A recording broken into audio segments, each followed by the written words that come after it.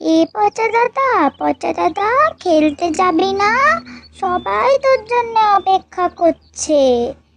যাবো যাবো, দাঁড়া ভাতটা খেয়ে নি। আয় তুই এখানে এসে বস।